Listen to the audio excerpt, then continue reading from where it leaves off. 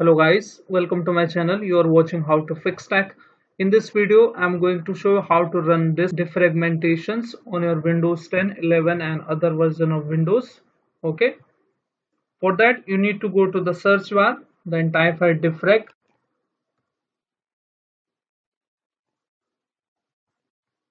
Once you type the defrag option, okay, you should see the defragment and optimize drives. You need to click on this option. Okay. Once you click on this option, you should see your Windows drive and other drive. You need to click on the drive and then click on optimize. Okay, optimize this. Now you can see it's running and optimizing. We can also choose this option as well. You can see it is defragmented right now. And for the auto schedule, you can also change it. You can click on change setting option. Okay, you can see my drive is automatically run the defragmentation within a week.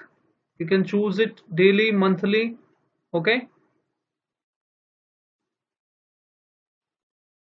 so this is how you need to choose the disk defragmentation for a better performance. After that, click on OK and hit the apply button. You don't need to manually defragment this drive. It will automatically optimize your drive and give you the better performance. So hope this small video is useful for you. If yes, then hit like, subscribe and share. Thank you. Thanks for watching How to Fix Tech.